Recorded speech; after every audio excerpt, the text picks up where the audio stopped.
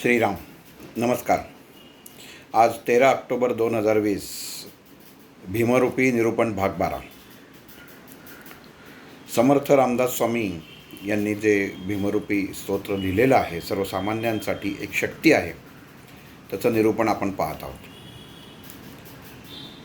आत्तापर्यंत आपण ज्या श्लोकांचं निरूपण पाहिलं ते श्लोक पहिले पाहू. भीमरूपी महारुद्रा वज्र हनुमान मारुती, वनारी अंजनी सूता रामदूता प्रभंजना, महाबली प्राणदाता सकळा उठवी बळे, सौख्यकारी दुःखहारी दूत वैष्णवदायका, दीनानाथा हरिरूपा सुंदरा जगदंतरा, पाताल देवता हंता भव्य सिंदूरलेपना, लोकनाथा जगन्नाथा प्राणनाथा पुरातना, पुण्यवंता पुण्यशीला पावना परितोषिका, ध्वजांगे उचली बाहो आवेशे लोटिला पुढे. इथपर्यंत आपण पाहिलं. आणि आता पुढची ओळ. काळाग्नी काळरुद्राग्नी देखता कापती भय. ह्या ओळीचं वर्णन करताना किंवा ह्या ओळीचं निरूपण करताना जसं निरूपणाच्या पुस्तिकेमध्ये काही भाग हा वेगळा लिहिला गेलेला आहे किंवा वेगळा सांगितलेला आहे. तेव्हा जे स्मरलं ते सांगितलं. पण जेव्हा ह्या ओवीवरती समर्थ रामदास स्वामींनी जेव्हा हे लिहिलं असेल, जेव्हा हे स्मरलं असेल, सुचलं असेल, तर तेव्हा काय विचार केला असेल हे आपण एकदा पाहू. बऱ्याच आपल्याला माहिती आहे की बऱ्याच जणांनी भीमरूपी स्तोत्राचं निरूपण केलेलं आहे. आणि हे जे निरूपण मी करतो आहे हे मी माझ्या मनाने, माझ्या वैचारिकतेने आणि त्याला ज्यांना मी गुरु मानलं आहे ते डॉक्टर वैद्य अशोक श्रीपाद भट यांच्या विचारांमार्फत हे निरूपण मांडत आहे. हा विचार पण मांडत आहे. आपण पाहतो कुठलंही स्तोत्र किंवा मंत्र जेव्हा म्हटला जातो तेव्हा शक्यतो त्याच्यामध्ये अनुस्वार हा असतो, पण स्वल्पविराम किंवा पूर्णविराम हा नसतो. इंग्लिशमध्ये आपण त्याला फुल स्टॉप असंही आपण म्हणू. पण त्याचा जेव्हा उच्चार होतो, आम्ही पहिल्यांदा सांगितलं होतं की भीमरूपी हे स्तोत्र म्हणताना प्रत्येक शब्दाचा उच्चार त्या योग्य त्या दाबाने होणं गरजेचं आहे. कुठलाही मंत्र असो, कुठलंही स्तोत्र असो, जर त्या शब्दावर दाब योग्य पडला नाही तर मात्र त्याचा काही उपयोग होत नाही.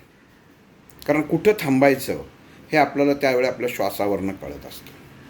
आणि हा जो श्लोक आहे, काळाग्नी काळरुद्राग्नी देखता कापती भय, हा अतिशय सुंदर श्लोक आहे की ज्याच्यातनं उच्चारांनी फुलस्टॉप कुठं आहे. मुद्दामून इंग्लिश शब्द वापरतो समजायला सोपं जाईल म्हणून, हे कळतं. बऱ्याच ठिकाणी असा त्याचा अर्थ लिहिला गेलेला आहे. काळाचा अग्नी, रुद्राचा अग्नी, ज्याला पाहून चाळाचाळा कापतात अशा मारुतीला आमचा नमस्कार, असं एक सोपं एका वाक्यामध्ये वर्णन केलेलं आहे. पण आपण जर शब्ददाब दिला, आणि मुख्यत्व कसं आहे की समर्थ रामदास स्वामींनी हे लिहिलेलं आहे, त्यामुळे समर्थ रामदास स्वामींनी जेव्हा याची रचना केली असेल तेव्हा एकच शब्द हा मुद्दामून दोनदा लिहिलेला नक्कीच नसणार आहे. पण उच्चारताना तो जर तुम्ही व्यवस्थित उच्चारला तर त्याचे दोन भाग हे आपल्याला लक्षात येतात. कसे ते आपण ह्या ओळीवरनं पाहू. काळाग्नी हा एक भाग झाला, म्हणजे काळाचा अग्नी हा एका बाजूला उभा आहे त्याच्यामध्ये, आपण असं समजा. पुढची ओळ काय? काळरुद्राग्नी देखता कापती बाई, म्हणजे हा काळाग्नीनी काळरुद्राग्नी म्हणजेच मारुती ह्याला देखता पाहता कापती भय, भयाने घाबरतो. कोण घाबरतो? काळाग्नी. परत एकदा सांगतो, काळाग्नी हा वेगळा करा आणि तिथं असं समजा पूर्ण विराम नाही, काळाग्नी थांबलं म्हणजे हा काळाग्नी पाहतोय. कोणाला पाहतोय? काळरुद्राग्नी म्हणजे काळरुद्राला पाहतोय. म्हणजे जो रुद्राचा अग्नी स्वरूप आहे, जो रुग्णाचा काळ अवतार आहे, त्याला पाहतोय. काळाग्नी, काळरुद्राग्नी पाहता म्हणजे काळरुद्राग्नीला पाहता. पण इथं समर्थांनी शब्द काय वापरला आहे? काळाग्नी काळरुद्राग्नी देखता कापती भय. पाहता नाही वापरलेलं आहे, देखता का वापरलेला शब्द आहे. देखता हा इथं या ओवीमध्ये हा एक हिंदी शब्द आहे. देखता, पाहता वापरलेला नाही आहे. पाहता वापरता आला असता, नक्कीच आला असता, पण समर्थांनी इथं देखता वापरलेला आहे. देखता म्हणजे एक प्रकार, हा जो देखता हा भाव जो आहे, आपण म्हणतो क्या मेरी तरफ देखता है, मैं तुम्हें देख लूँगा, हा जो भाव आहे, हा आपण जर विचार केला त्याच्यामध्ये प्रेमभाव येत नाही, त्याच्यामध्ये शक्तीचा भाव निर्माण होतो. देखणं, आपण एखादा म्हणतो मैं तुम्हें बाद में देख लूँगा, म्हणजे काय? मी नंतर तुला माझी शक्तीचं प्रदर्शन करीन, किंवा नंतर काय तुझ्याबद्दल जे काय मनात बदला वगैरे घेणं असेल ते मी सगळं ते नंतर घेईन, म्हणून तो तिथे तो देखता शब्द वापरला जातो. आणि पाहणं, पाहण्या या शब्दामध्ये प्रेमभाव पण येतो, पण देखता या शब्दामध्ये प्रेमभाव येत नाही. त्याच्यामध्ये फक्त अशी शक्तीचं स्वरूप तुम्हाला दिसेल की जे काहीतरी सांगतंय, म्हणजे रूप त्याचं जे आहे, त्या शब्दाचा जर विलोम केला तर चांगलं आणि वाईट असं दोन्ही होतं त्याच्यात. देखता कसा? जसा तुम्ही पाहाल तसा. कोणाकडं? काळरुद्राग्नीकडं. पाहणारा कोण? काळाग्नी. म्हणजे एखाद्याकडं आपण जेव्हा पाहतो, एखाद्याकडं आपण काही आशेनी विचारांतक गोष्टीतनं पाहतो, तेव्हा ते बघणं, ते पाहणं हे त्याच्यामध्ये प्रेमरूप असू शकतं. पण आपण जेव्हा म्हणतो मैं देखता हूँ, ठीक आहे, देखता हूँ म्हणजे गती आहे, देखणं म्हणजे गती आहे. आपण म्हणतो ना की रूप किती देखणं आहे म्हणजे किती सुंदर, एवढं बोलून आपण मोकळं होतो, पण देखणं आहे म्हणजे गती आहे. अग्नी त्याच्यामध्ये प्रज्वलित आहे म्हणून तो देखणं शब्द आहे.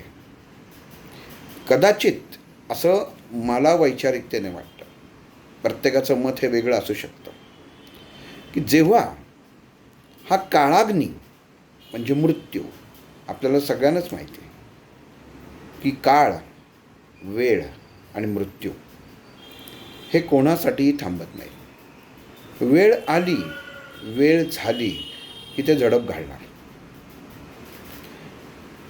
हे कधीही कोणाला चुकलेलंच नाही आहे. म्हणून इथं समर्थांनी लिहिताना सुद्धा त्याचं अग्निस्वरूप सांगितलेलं आहे. काळाचं स्वरूप हे अग्निस्वरूप आहे. आपण पाहतो की काळाला अग्नी समर्थांनी का म्हटलं आहे? आपण एक उदाहरण घेऊ. आपण घरी एखादं निरांजन लावतो, त्याची ज्योत तो अग्नी पहा. तसंच एखादी आपण शेकोटी पेटवतो, तो अग्नी पहा.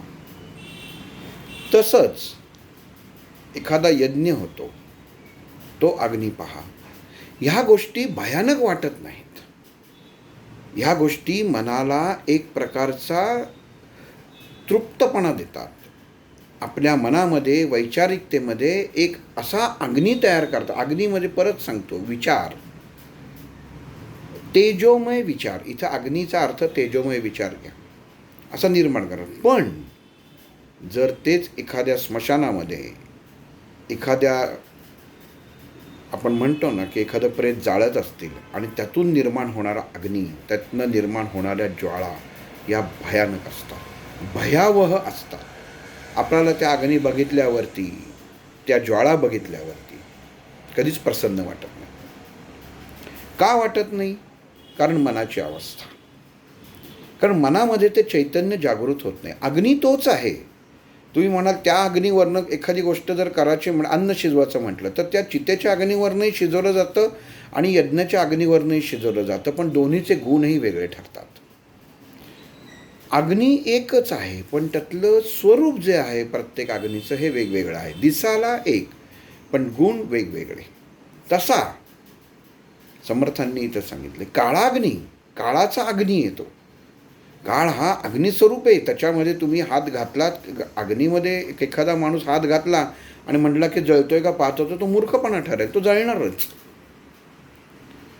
कारण अग्नीचं कामच आहे की जे आपल्यामध्ये सामावून घेतलं जातं ते जाळणं. तसं काळाचा अग्नी जो आहे, काळाचा जो रौद्र रूप आहे, हे ज्याला काळाग्नी म्हटलेलं आहे, हे जेव्हा मनुष्याला कुठल्या तरी अवस्थेमध्ये, मानसिक अवस्थेत असो, शारीरिक अवस्थेत असो, हे जेव्हा झडप घालायला येतं, म्हणजेच मृत्यूसमय येतो. असं नक्की होतं की एखाद्या देहाची मुक्तीची वेळ आलेली आहे, आजारी पडलेला आहे माणूस, डॉक्टर सांगतात काही ठराविक काळासाठीच हा माणूस जगू शकेल. पण आपण सांगू शकत नाही की या क्षणाला याचा जीव जाईल, असं सांगू शकत नाही. कारण ते फक्त नियतीच्या हातात आहे, त्या काळाच्या हातात आहे. तो अग्नी आहे. काळाचा अग्नी हा मनुष्याच्या शरीरामध्ये जोपर्यंत स्थित आहे तोपर्यंत मनुष्यात चैतन्य आहे. काळाच्या अग्नीचे प्रकार बघा. काळाचा स्वतंत्र असलेला अग्नी, आणि तोच अग्नी काळ अग्नी हा मनुष्याच्या स्वरूपात आत्मज्योतीच्या रूपामध्ये चैतन्यमय अवस्थेमध्ये समाविष्ट असतो. तो मनुष्याच्या शरीरामध्ये, त्याला सुद्धा काळाचा अग्नी म्हटलं. तो अग्नी बाजूला एकदा झाला की तुमचं शरीर मधलं चेतना अवस्था गेली.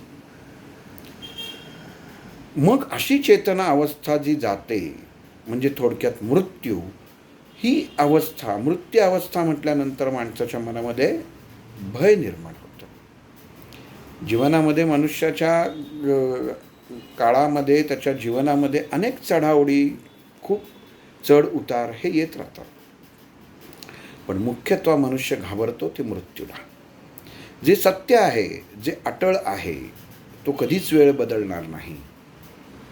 तुम्ही कुठेही खोलीत लपा, कुठल्याही मोठ्या डॉक्टरकडे जा, कुठंही जा, त्या वेळेला, त्या क्षणाला ती वेळ झाली की तो झडप घालणारच. आणि तो काळाग्नी आपल्या शरीरातला आत्मा, जो चैतन्य स्वरूप असतो, हा जेव्हा वेगळा होतो तेव्हा हा काळाग्नी आपल्या शरीराचा ताबा घेतो. पण तेव्हा शरीर अचेतन अवस्थेत असतं. त्याला अग्नीच जर त्याला म्हटलं नसतं तर तो ताबाच घेऊ शकला नसता, जाळूच शकला नसता.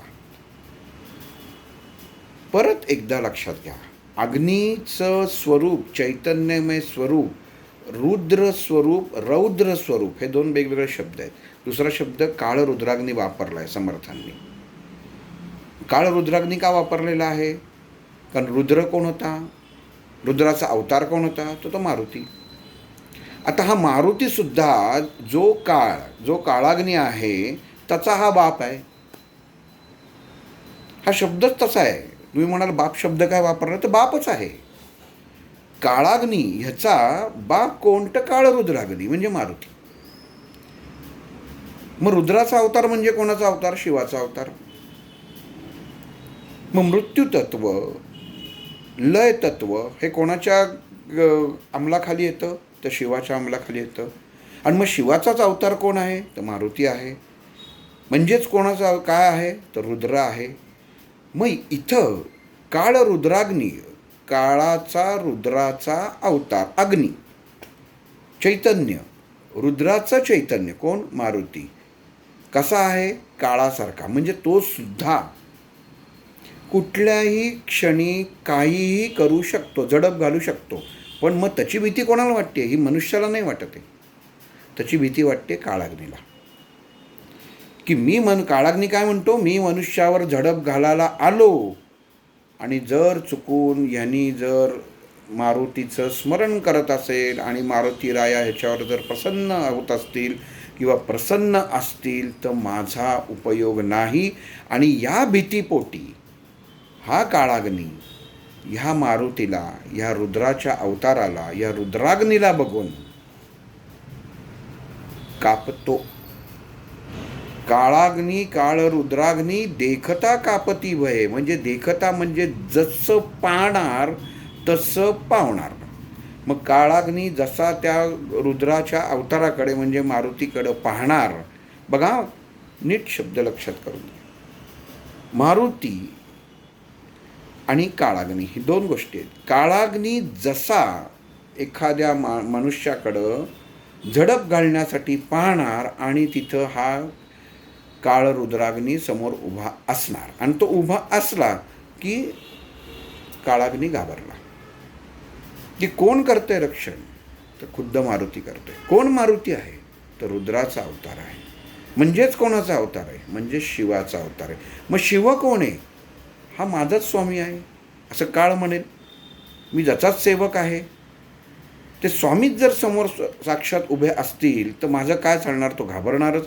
जसं आपण म्हणतो की आपले साहेब आले की नोकर घाबरतो, साहेबापुढं काही चालत नाही, तसंच इथं कृती होते.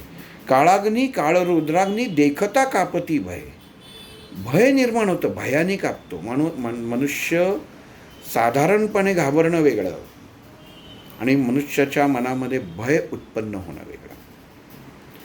काही ठिकाणी आपण जातो तेव्हा आपण घाबरल्यासारखं होतं, पण नाही. पण जेव्हा मनात भय उत्पन्न होतं तेव्हा मनाची अवस्था बिघडते. आणि मनाची अवस्था बिघडली की समजावं की शरीरातला अग्नी जो स्थित आहे हा कुठेतरी डगमगायला लागलेला आहे. मग ही अवस्था कोणाची बिघडते? तर साधकाची बिघडत नाही, की त्या काळाग्नीची बिघडते. समर्थ काय म्हणतायत? काळाग्नी काळ रुद्राग्नी देखता. म्हणजे काळ रुद्राग्नीला बघितल्यावर हा भयानी चळाचळा कापतोय. कोण? काळाग्नी. हा इथं शब्द आणि पूर्णविराम हा समजून घेणं खूप गरजेचं आहे की कृती कशी होतीये. समोर उभा कोण आहे? आपले स्वामीच उभे आहेत. आणि हे स्वामी उभे असताना त्या स्वामी हे कोणाला शरण देत आहेत? तर त्या भक्ताला देत आहेत. कुठल्या भक्ताला देत आहेत? की जो भीमरूपी स्तोत्र म्हणतोय. मग जो भीमरूपी स्तोत्र म्हणतोय तो मारुतीचं म्हणतोय. पण मारुती कोण आहे? रुद्राचा अवतार आहे. मग रुद्र कोण आहे? शंकर आहे.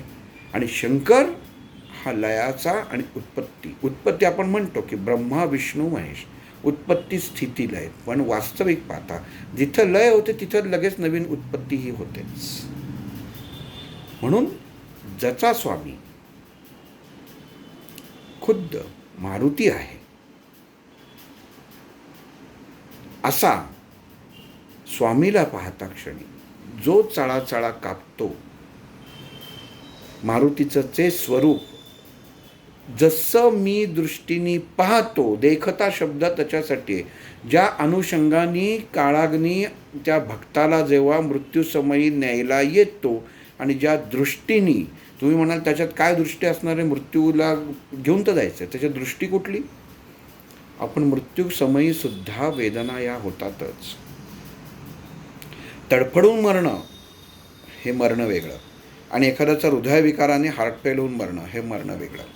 क्षणभर दुसऱ्या ह्याच्यामध्ये हार्टफेलमध्ये क्षणभर वेदना होत असतील आधी, पण तडफडून जो मरतो त्याचं शरीर तडफडतं.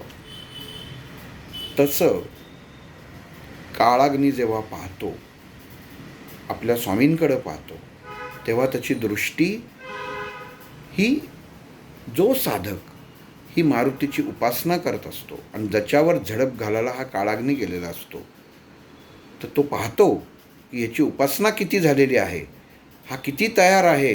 हा काळाग्नी ज्याला आपण म्हणतो की हा झडप घालेला आहे, तो पाहतो की आपला काळ रुद्राग्नी जो माझा स्वामी आहे त्याची दृष्टी कशी आहे. मी जायचो याच्यावर झडप घालायला आणि मीच संपायचो म्हणजे काय? मृत्यू टळला. म्हणून देखता दिलेलं आहे. देखता शब्द खूप म्हणजे प्रत्येक शब्द समर्थ रामदास स्वामींचा प्रत्येक शब्दच काही ना काहीतरी सांगून जातो. पण इथं नीट समजून घेतलं पाहिजे आपण त्याचा अर्थ असा नाही की काळाग्नी आणि काळरुद्राग्नी हे दोघंही मारुतीला बघितल्यावरती चळाचळा कापतात, तर त्याला अर्थ काही राहत नाही. काळाग्नी वेगळा केलेला आहे आणि काळरुद्राग्नी वेगळा केलेला आहे. समर्थ रामदास स्वामींनी जसं जसं भीमरूपी पुढं जातं तसतसं मनुष्याच्या मनामध्ये उत्पन्न होणारे मृत्यूविषयीचे जे कंपनं आहेत, भीती आहे, ती कमी होते. का कमी होते? कारण ही खात्री आहे, ही समर्थांनी खात्री दिलेली आहे की मी ज्याचं स्मरण करतोय, जे स्तोत्र मी म्हणत आहे ते इतकं ताकदवान आहे की ज्याला मी घाबरतोय त्या मृत्यूला माझ्याजवळ यायला सुद्धा भीती वाटते. तो स्वतःच चळाचळा कापतोय. इतकं मी ज्याचं उच्चार करतोय, जे स्तोत्र म्हणतोय, त्याची एवढी ताकद आहे. हा श्लोक नीट परत एकदा समजून घ्या. आपण भीमरूपी स्तोत्र, भीमरूपी जेव्हा म्हणतो तेव्हा त्या मारुतीला जे आपण आवाहन करतो, तेव्हा नुसतं ते आवाहन करून उपयोग नाही. त्याच्यापासनं दुसरं कोण जोडलं गेलेलं आहे आणि त्याची कृती काय आहे हे आपण पाहणं खूप गरजेचं आहे. तर तुम्ही म्हणत दुसरं काय गेलं आहे, जरा कोड्यात बोलल्यासारखं होतं. तर मारुती काय आहे हे आपण आधी समजून घेतलं पाहिजे. मारुतीची नुसती केवळ भीमासारखी मूर्ती, बाकी सर्व आधी वर्णन केलं तसं समोर आणून उपयोग नाही. एक एक दिवसांनी एक एक गोष्टीतनं एक एक शक्ती ही प्रगट होत जाते. एक एक श्लोकातनं शक्ती प्रगट होत जाते. आणि ह्या ओवीमध्ये एकच अर्थ जर सरळ काढायचा जर झाला तर तो असा एवढाच होतो की भीमरूपी स्तोत्र म्हणा, तुम्हाला मृत्यूपासून सुद्धा भय नाही. इतकी सोपं आणि सरळ एका वाक्यात उत्तर आहे. पण कुठल्याही माणसाला मृत्यू हा चुकलेला नाही आहे हे लक्षात ठेवा. म्हणून देखता शब्द वापरलेला आहे. मारुती स्तोत्र वाचा, त्याची ताकद तुम्ही आत्मसात करा, पण ती कुठपर्यंत हे सुद्धा तुमच्या कर्मावर अवलंबून आहे. म्हणून तो देखता शब्द वापरला आहे. काळाग्नी कोणाला पाहतो? काळरुद्राग्नी देखता. म्हणजे काळरुद्राग्नी आणि भक्त ह्याच्यामध्ये किती ताळमेळ आहे, काय आहे त्याच्यामध्ये तपस्येचं, काय आहे या मंत्राची स्तोत्राची फलश्रुती, आणि किती ताकद या भक्तामध्ये निर्माण आहे की ज्याच्यामुळं मला काही त्रास होणार नाही असा विचार काळाग्नीच्या मनामध्ये. म्हणून त्याला भीती वाटते. आणि हे पाहून मग काळ त्या भक्तावरती आज न उद्या झडप हा घालणार तो घालतो. पण देखता शब्द त्याच्यासाठी आहे. नुसतं पाहत नाही. एखादं वलय, एखादं वर्तुळ, संरक्षण वर्तुळ हे आखलंय. हे मारुतीचं स्तोत्र म्हटल्यानंतर मनुष्याच्या देहाभोवती हे वर्तुळ तयार होतं. आणि ते एकदा वर्तुळ आखलं, तुम्ही किती समर्पित भाव, किती समर्पण भावाने त्या मारुतीशी एकरूप होता, त्यावरनं तुम्ही स्वतः आणि तो काळाग्नी ह्याच्यामध्ये अंतर किती राहतं हे तो काळच ठरवतो. पण तुम्ही ज्याचं स्मरण करता, तुम्ही ज्याचं स्तोत्र म्हणताय, त्याची ताकद मात्र एवढी आहे हे तुम्ही निश्चयपूर्वक मनात ठेवा की ज्याचं नुसतं स्मरण केल्यावरती, हे स्तोत्र नुसतं म्हटल्यावरती तो काळसुद्धा घाबरतो. हे समर्थ रामदास स्वामी ह्या ओवीमध्ये सांगण्याचा प्रयत्न करत आहे. श्रीराम.